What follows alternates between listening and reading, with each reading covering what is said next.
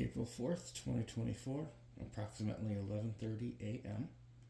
My original plan was to do these on the 9 o'clocks, but I'm running a little behind on the first one. As you can see, I've got a sample of each ring next to its name and model, reference number, and let's get those in there. First things first, we're going to add the water in. I'm not using anything special, just whatever water came out of my tap. It's not spring water, it's not distilled water, it's just whatever tap water existed. So we're going to fill each of these bowls up to a certain point. Doesn't have to be a whole lot, but definitely enough to allow for submersion. My first attempt at doing this, I peeled all of the barrier rings, stuck them, put them on the bottom of the bowl, and I was going to pick them up and put the water in, and I realized they done stuck to the bowls. So it's a good thing I had at least two of each kind, because that was a really bad mess up. Hopefully we won't have the same problem again, because there'll be a barrier of water at the bottom, but we'll find out. Alright, so here's the Coloplast Brava 12036 going in. And in you go, little guy. There we go. Next we have the Coloplast Brava 120307. This one is kind of shaped like a Millennium Falcon.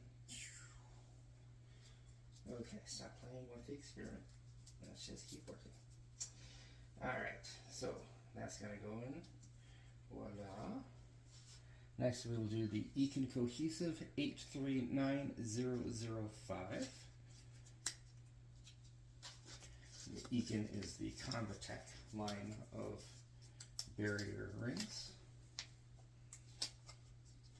That one's got some pretty decent thickness to it. There you go. Next is the Osteform Flow Assist OFA-M. I've spilled some water on the card. I will dry that up at a later point in time and or remake the card as is necessary. So we'll peel this off, and for anyone not familiar with this and curious about it, there we go. Got that off. You have the ring here. I'm holding it by the Flow Assist model here, so you can see from a side view. It has basically a little spout, and we're going to just put her in this way, like that.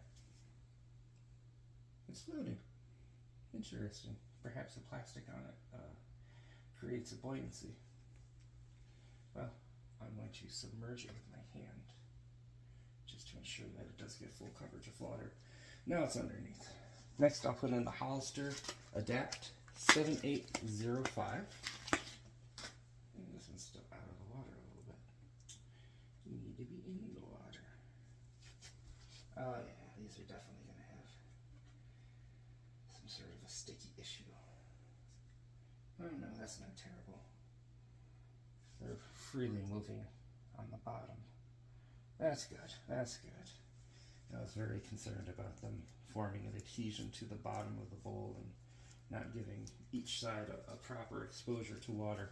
Although I suppose technically one side of exposure to water could be useful, and you could always pick the bowl up and look underneath, see how the side that's sealed is doing as well. You would only have one side exposed to water anyway when you were doing your rinsing of the bag, so I guess that's not a deal breaker with our scientific method here. And finally, the Hollister Adapt Sarah Ring 8805. Alright, so these are all submerged.